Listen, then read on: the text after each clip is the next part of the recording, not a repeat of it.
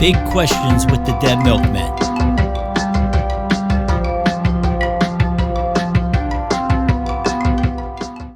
This week's big question comes from Travis Crabtree of Falk, Arkansas. Travis writes, "Hey there, Dead Milkmen." Hey there, Travis Crabtree. Which fictional character is really terrible at their job? So I figured it was either going to be, from my guess, Joe Buck from Midnight Cowboy or Batman. And I went with Batman because Batman is just god awful at what he does. Now, I want to clarify something. This is important. I'm not talking 1960s TV Batman. He had one job, that was to dance the Batusi, and issues of cultural appropriation aside, he was damn good at it. And I'm not talking, and Dan, this goes back to your earlier reviews. I'm not talking any porn parody Batman. Again, one job, probably pretty good. I'm talking like your Christopher Nolan, your Zack Snyder, your Tim Burton, your dark and moody Batman. And this is why he really sucks, okay? If I took any of you guys and I gave you the resources that Bruce Wayne has, and by the way, during my research, I figured this out. Bruce Wayne is Batman. Yeah, so I'm sorry, I should have probably put a spoiler alert up. If I gave you the resources that Batman has on your worst hungover day with a stomach virus, you would be better at fighting crime, at lowering the crime rate than Batman is on his best day. And this is because Batman will do something like spend about $250,000, okay, developing a Batarang. And now, if I gave you guys $250 and I said lower crime, you probably put into like education, maybe, building low-income housing. And he's got access to tens of millions. So you would use that for that. You would give like conflict resolution classes to the cops.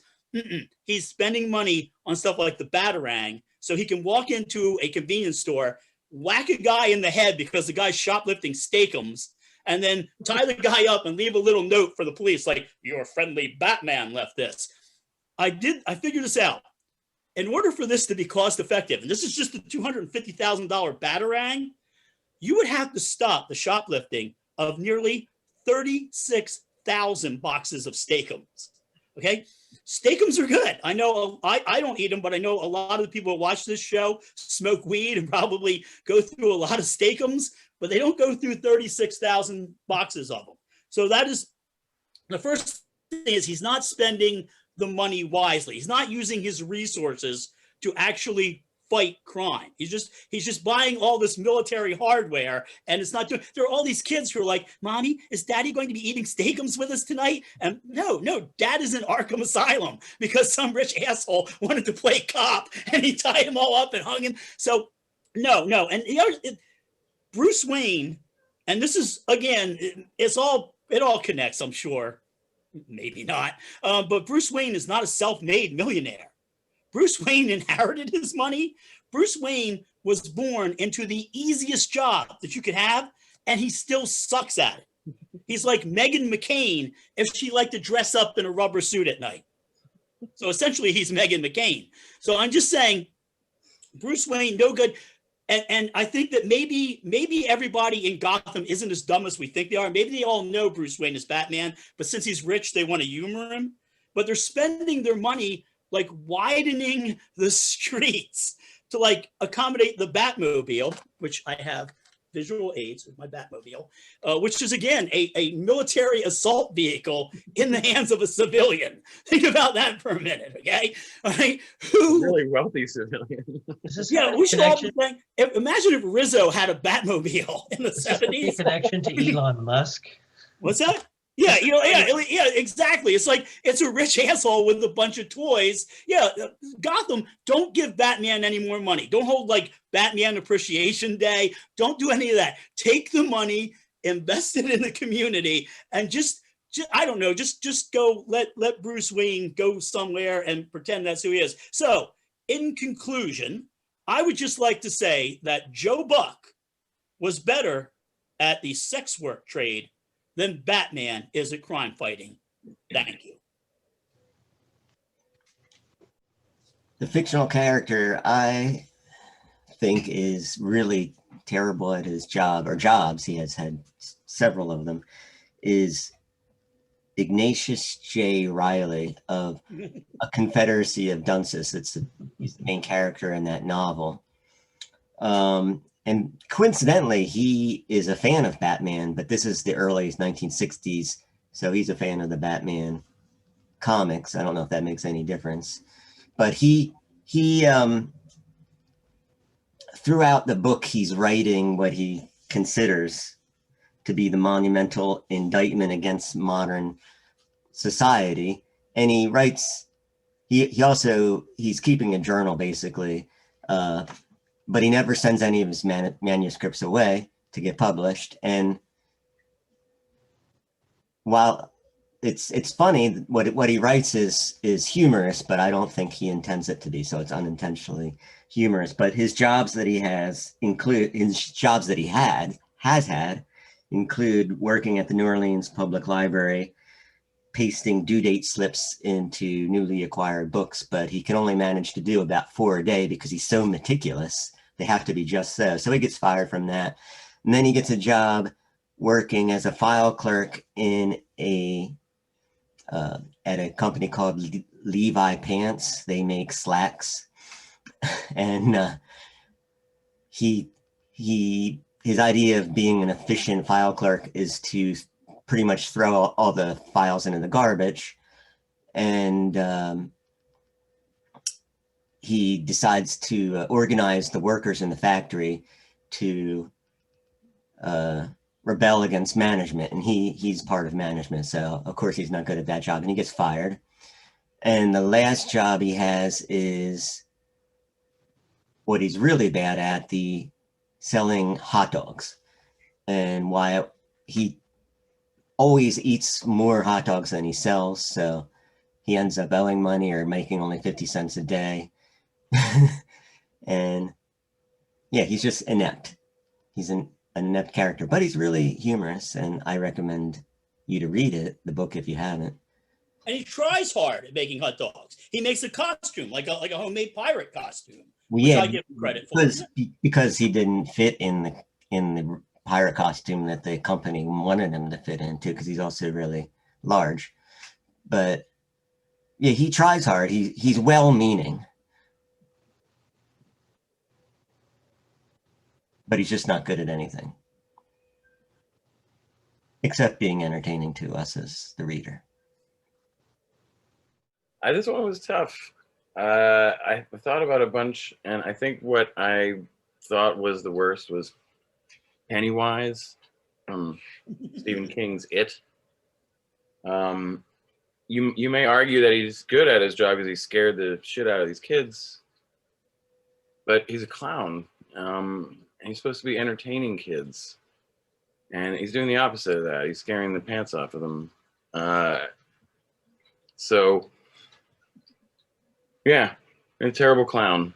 I'm not one of those people that's afraid of clowns at all. I actually like clowns. Not me. I hate clowns. No, I think most people don't. I had a scary what's picture funny of a is, like, painting of a people clown. in still my bedroom. become clowns. Hmm. People still become clowns, even though people. It's called chlorophoobia. There's an actual name for the phobia, and if you can find it out there, National Geographic did a series called Fears, and there's a woman who has chlorophoobia, and they bring a clown into the room with her, and they're like, his name is Mr. Tickles. It's like, no. And he starts making balloon animals, and she freaks out. She's crying, like, get him away. Get him. Wow. Yeah, my sister's afraid of clowns. But yeah, I don't know. Maybe I'm sure I could have come up with something better, but I just thought that because clowns are supposed to make you laugh or make balloon animals, and he does a couple things like that. Then he does some other things that are very unclown like, if you ask me. Unless you're talking about like John Wayne Gacy. That's what I was thinking. I was going to say, on a scale, who's worse, John Wayne Gacy? Saw the look in your eye there. Yeah. So yeah, that's my answer. Pennywise from It. You could argue that his job was to kill children. He was fairly good at that. I'm talking Pennywise, not John Wayne Gacy. He was a contractor.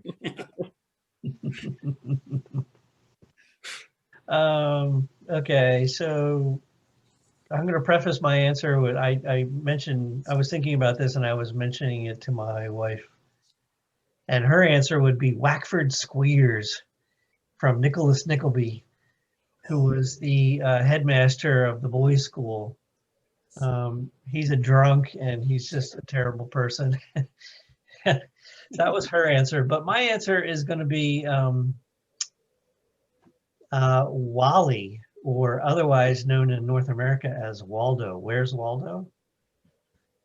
Because I mean, he wears red and white clothing and a bright hat, and he's supposed to be hiding from everybody, but kids find him and then they never have to look at that picture again because they know where he is. It's just like the stupidest thing in the world.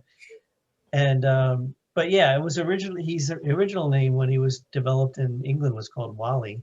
And did you guys know that there were several other characters added to the series? And I'll read them off.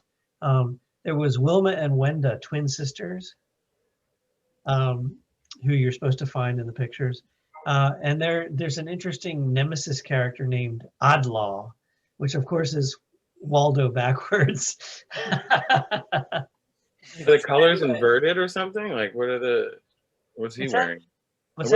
What's he wearing? Like, are the colors inverted or something? Or well, yeah, Oddlaw has, let's see, he has like yellow and black striped instead of red and white, and his glasses have a blue tint, and he has a mustache. There's also Wally's dog called Wolf, and Wizard Whitebeard, and Wally the Watcher. Or the Wally Watchers are like a fan club of Wally that appear in later books. But anyway, I mean, he's pretty pathetic because he wears all these bright clothes, and you can, like, you know, if you look hard enough, you can find him. He's not going to hide from anybody. And the thing about these books is like, for a kid, like, once you see the picture and once you find Wally, it's like, it's no fun anymore. It's like, you can't look at it ever again without, oh, there he is. He's right over there. Yeah, I saw this before. He's right over there. So I think he does a bad job. So what you're saying is that Waldo is basically the people who attacked the Capitol on the 6th. They were like, oh, they'll never be able to pick me out in this photo. You know, I got this big. Right. And next thing you know, they're in the cooler eating the vegan cock meat sandwich. Yeah. I guess you could just save yourself the money and just look at it in the store and find them in each one.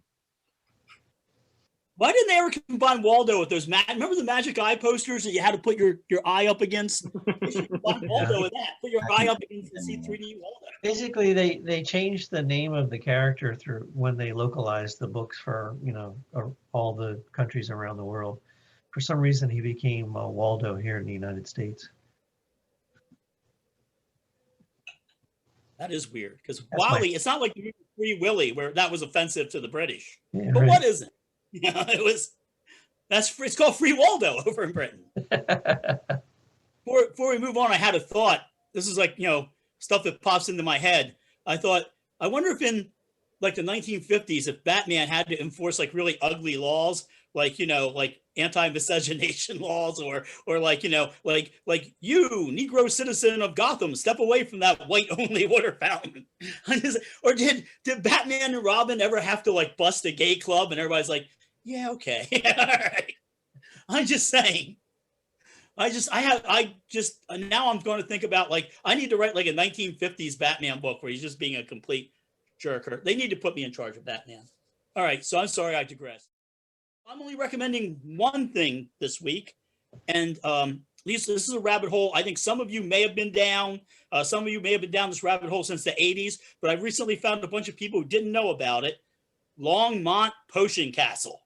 Longmont Potion Castle is a genius. Probably some people call him a phone artist. I consider him a performance artist. Longmont is basically calls people and either makes them go crazy, which is kind of rough, or they kind of think it's funny, and those are kind of my favorites. So what we'll do is I'll give you 3 links. You want to start with Little Miss Clackamas. Remember, she's only 4 years old, but she can play the flute like somebody twice her age. Then the next one would be the Clown Motel, involving I want to come there and pump some iron. That one's really good. And then also Retro Hang Glider. Retro Hang Gliders, really good, watching somebody go from 1 to 10. So I'm going to recommend those 3. There's a movie, a documentary that I was asked to appear in called Where the Hell is the Lavender House? And Milkmen were on tour and I didn't get to be in it. And I'm kind of glad I didn't. It does, I can't recommend it. And if you go really down the Longmont Potion Castle rabbit hole and you really get into them, you may want to see the movie, but the movie documentary does not work. They decided at one point, oh, let's make it a mockumentary. They have several actors who just aren't good.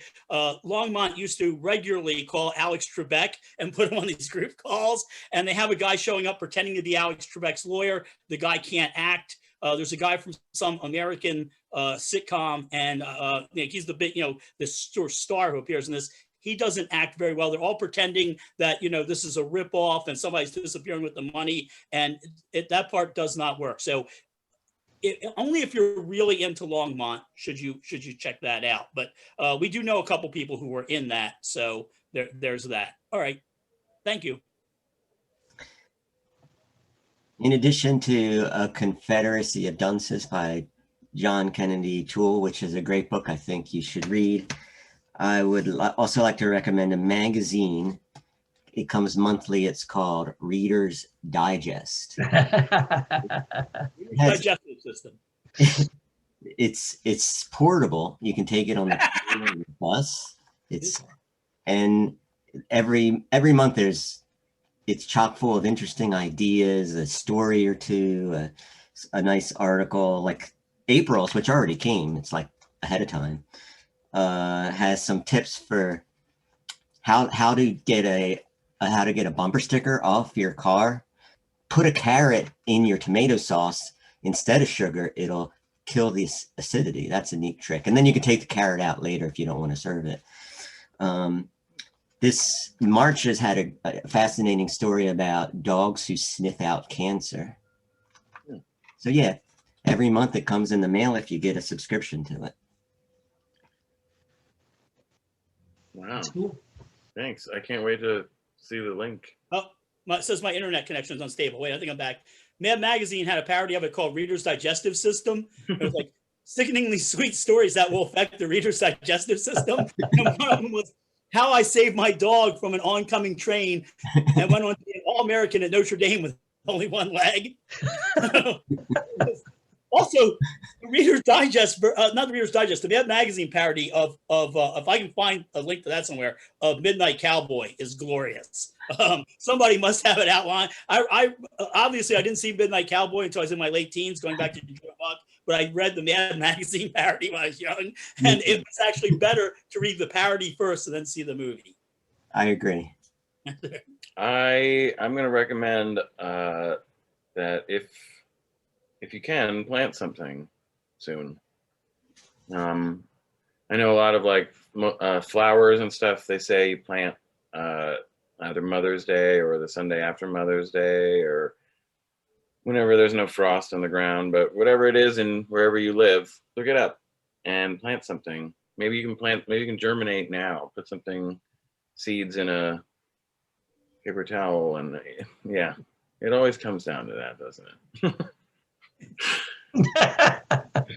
But yeah, you know what? If you haven't before, it's nice taking care of plants, and if they are something that you can grow as like vegetables, it's really cool to be able to eat your own grown vegetables. So are you getting ready to start a garden? No. A sign that says lots plants, cheap, like in the Little Shop of Horrors. Yeah. So that's it. All right. I have to mention your green shirt is like green screening on us. It's really cool. Oh yeah, the kids and I were messing around with that. I forgot to take that off. Oh, it's like the cornfield or something. Yeah. Freaking out. All right, so my recommendation, I have two recommendations this week. One is a new YouTube channel. Well, it's obviously been around for a while. It's a YouTube channel. It's called, I don't particularly care for the title. It's called Men's Craft. And it's obviously been around for a while because it has over 600,000 subscribers. And the thing about it is, you know how YouTube videos have a little like thumbnail for the video that you're going to watch. Basically, it is a guy in a workshop And the thumbnail is a picture of some strange thing that he's built that you have no idea what it is. Yeah, so it's got a weird thumbnail. It's got pictures of, we can post a picture of something strange from one of the videos there. And the odd thing about the videos is that there's no music, there's no talking, you never see the guy's face, you just see his hands. And quite often a lot of the footage is like sped up. So like he doesn't bore you with like cutting out every single piece of whatever he's building. And usually the gadget or whatever he's building ends up being some like infrastructure thing for his wood shop. But they're all very clever, strange looking things. So it's called men's craft. It could, I don't know why he has men's. He could be unisex craft. But anyway, so I recommend that. We'll provide a link. And the other thing that I would like to recommend would be a Kickstarter being offered by our friend Kathy McCarty from formerly of Glass Eye, and she's a solo artist. She has a Kickstarter for creating a vinyl release of her covers of Daniel Johnston called Dead Dog's Eyeball.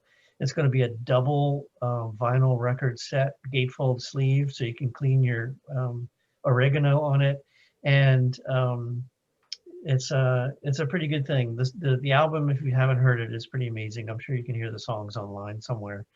But she's trying to put it out. She got the rights back to the album, and she's going to put it out on vinyl for the very first time. So I recommend you check that out, and if you can, support it and get your own very own copy of it. So those are my recommendations.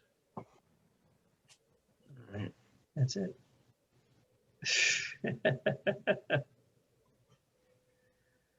All right. See you guys. I'll see you guys later. Bye. Bye.